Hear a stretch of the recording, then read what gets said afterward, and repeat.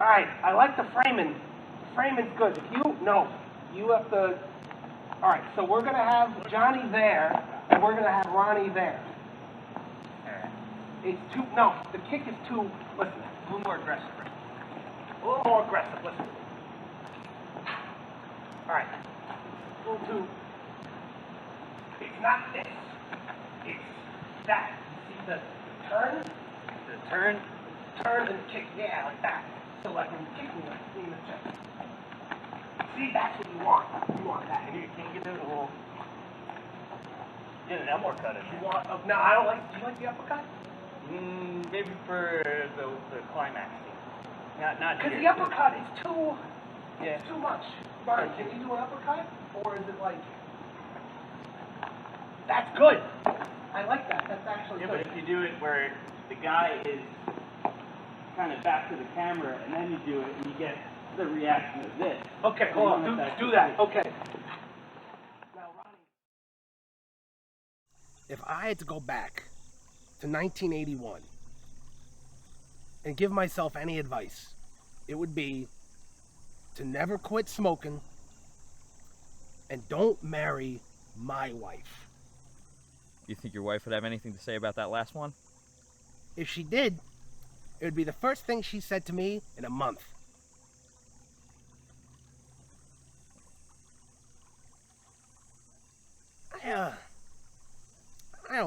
I wouldn't say I miss those days very much.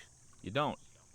I mean, sure, the money, the total creative freedom, the cocaine, the cars, the drugs, the food, the women, yeah, all that was good, but they could keep everything else. They could keep it. You have to give everything to it. To film. She's an insatiable mistress, cinema. She lures you in with the flashy colors and the money and the sounds and the excitement and the adventure. Then she takes all your money and all your dogs. Do I miss it? What would I miss? The smell? The noise? I used to think that was real humanity. Living like a rat, stealing hot dogs right from the cart, breaking into the Brooklyn Zoo to shower in the Puffin enclosure. That wasn't humanity. That was a nightmare.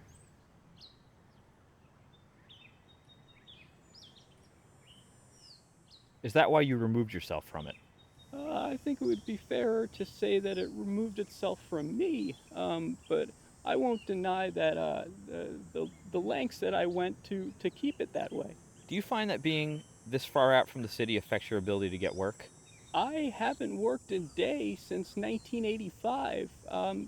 Working implies that I'm doing what I'm doing in some sort of pursuit of money, and what I do right now is a way to gain insight.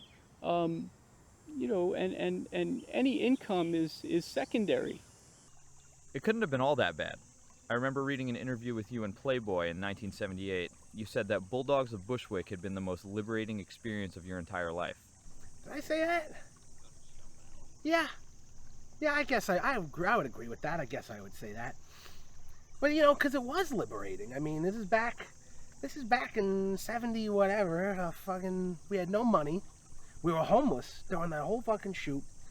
We were living out of our car. We fucking ditched our apartment. We were living off the day-old bread from behind Grabondi's on 42nd. They'd throw it out, and me and Pete would go fucking steal bags of it. And that's what we would do for the whole shoot.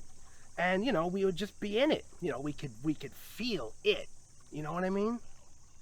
So you haven't had any paid work since 1985? Getting paid for art is criminal. You're not making art at that point. You're merely creating a product.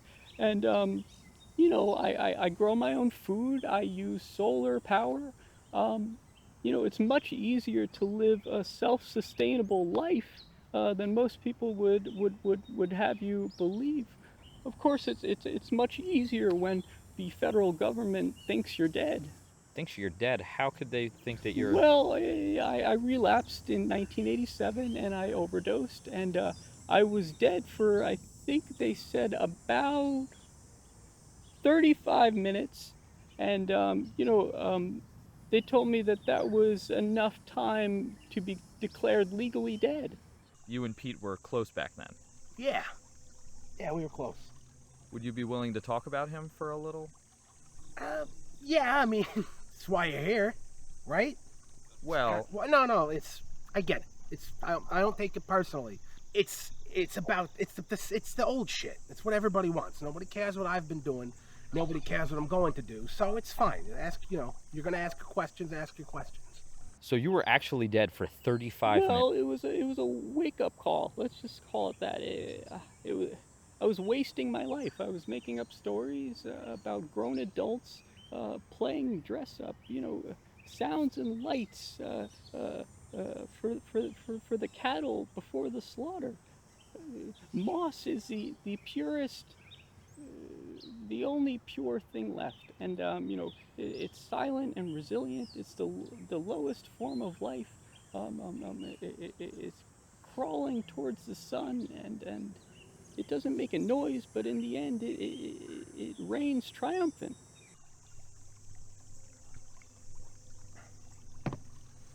I haven't spoken to Pete in over a decade, and when you're that close with somebody, and you're that tight, when they just wham stab you in the gut like that, it changes everything. And I'm not even talking about the time he actually stabbed me. If this other guy is going to walk over towards him, that might be more effective. That's the shot, right? Yeah. It's from he's walking over here this way. Because then I could follow him out and around. Or does he come from over there? Does he come from this way or does he come from that way? I think he comes from back there. I think. When is he going to get here? Could be a long shot. Do we have him from 1 to 5 or 2 to 5? Because what time is it now? It's like 1:45. Do you have your watch on, or are you just fucking looking at the sky again? I do the sky thing. It never works. You know I It do the fucking sky never, and thing. it's never. I know you do it because we've been late. Every fucking meeting we've ever had because of your fucking stupid sky thing. You guys had a pretty incredible run in the 70s. Bulldogs of Bushwick in 71, White Knuckle after that, the Welshman and Glass Cannon back-to-back in 75 and 76, Bus Driver in 77. Did you ever think at the time that it would all end the way that it did? No. Honestly, truly, no. Because back then, there were points. Probably at some point between my second heart attack, 26, 27, I think, and Pete's just almost criminal cocaine addiction. And I mean, that I thought we were just going to drop dead. I thought that was it. We were going to walk off set and we were going to fucking drop dead in the street. But that's looking back. At the time, you feel invincible. I mean, there was a point during White Knuckle where Pete and Ronnie would just take the on set, just punching each other, dead in the face. Not fucking wham, wham, wham, just fucking right. No joys, not horsing around, not playful banter, just really fucking slugging each other. Pete, high out of his ass on cocaine. Ronnie, I don't know what Ronnie was doing. Ronnie was kind of the hippy dippy, flippy whippy sort of type. I don't know what kind of. With LSD, it wasn't LSD. Anyway, and I was just fucking too drunk to care about any of it. I thought it was funny. So, other than that, no, I thought we'd keep going until we were dead, which at the time, we didn't care when it was. Is there any credence to the rumor that White Knuckle was literally referenced to the habitual cocaine use on set, particularly with Pete? Yeah. Yeah, absolutely. I find it hard to believe that somebody with your filmography could truly reject everything he's ever done. Reject, it's a little bit too harsh. I would say reassessed is more like it. It served its purpose. I know that I am where I am right now because of those movies. And if you're happy with where you are, I don't think you should look back at your past through the lens of rejection. You know, you know, I did quite like White Knuckle. Why white knuckle in particular? That was probably the most content I had been up to that point. You know, by then, um, we had been doing pretty well financially, and our budgets were pretty huge. We were finding great success, and you know, while I was delving into cocaine more frequently, it wasn't too crazy by that point, and you know, it was well before the money problem started. When you're that young, you feel invincible. Like, truly. Truly invincible. And I think well, that's what happened is, we were given an out. We were going out of control. When we were finally given an out, Pete just couldn't handle it. Just crashed on him and he bailed. Was this out Be Still My Quivering Arrow? Yeah, oh fucking yeah, that movie. Big time studio shit. Some queer horseshit romance novel, I don't know, but it was the first time we had gotten an offer like that. Fucking, I direct, Pete adapts. But it was also the first time where we wouldn't have any creative control, or rather final creative control. We wouldn't have final cut. We don't have final draft on the script. It was a studio picture. I mean, I don't have to explain it to you, but I think that frightened Pete, because, for me, the money's coming out of a fucking hose with those things. It was more money than I've ever seen, and with the way those things work, they'll just give you more if you run out. They don't give a shit. You go $2, $3, $4 million over budget, it doesn't matter, because it's going to double its money no matter what it makes, or what it costs. Saul liked to spend the money that we made as soon as he got it. You know, boats, cars, people, clothes, pets. He spent significant money on pets? Saul at one point had $10,000 in parrots. He was out of control. He by that point he was a multi-millionaire, and he was living paycheck to paycheck. Do you think it had anything to do with the lack of creative control, or is that at least a part of it?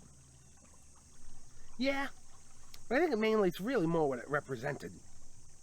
You see, we were, at that point, our lives, our careers, was a roller coaster, just up and down with no end. It wasn't going to stop.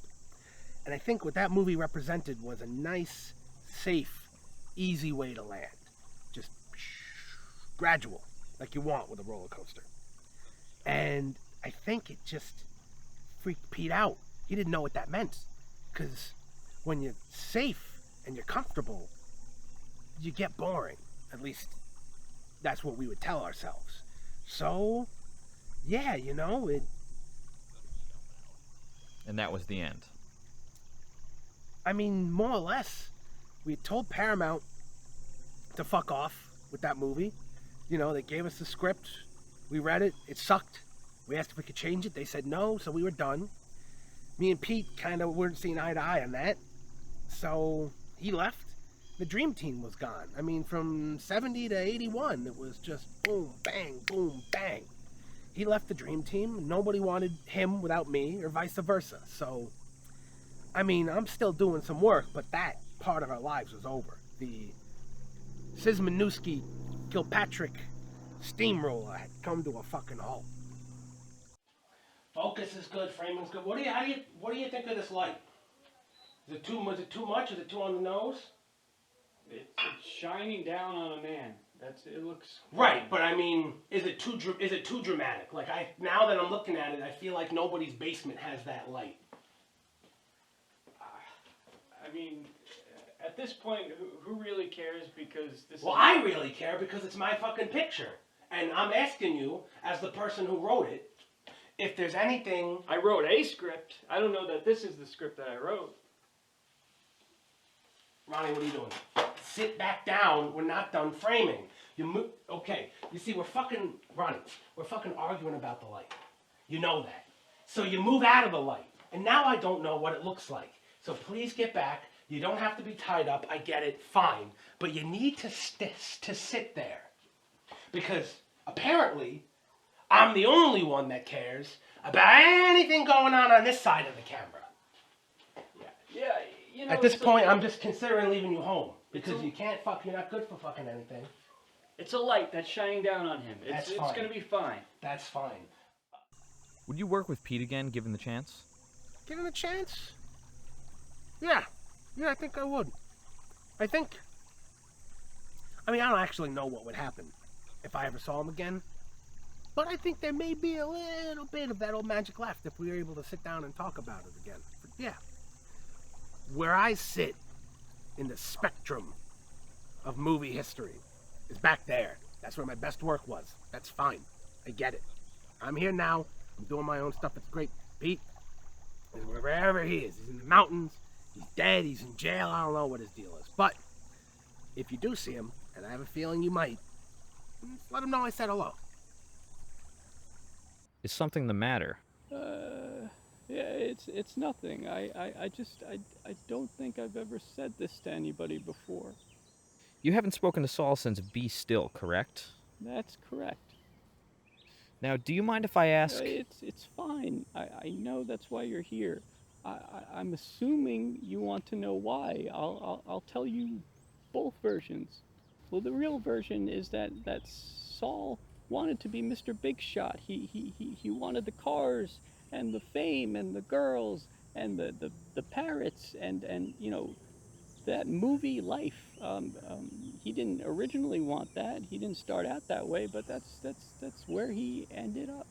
And the Hollywood monster snatched him up and turned him into another victim of the snarling, lashing octopus that is showbiz. And he was out of control. You can print that if you want. And what's the other version? The other version is that we were sad. Saul was so adamant about being this big Hollywood hotshot, really, that he drove himself insane. And I was so caught up in this delusion of being this artist in New York City that I was willing to destroy my body for it, and I literally did. And Be Still, I think, was the final straw. Had we said yes to that picture, I think Saul would have went wild and lost control of himself, trying to make this perfect picture. And me, on the other hand, I think I would have blown my brains out with a revolver, trying to take that project as seriously as possible. And if we had said yes to that picture, I wouldn't be sitting on this log talking to you right now, one way or the other. Can I print that version? If you want to.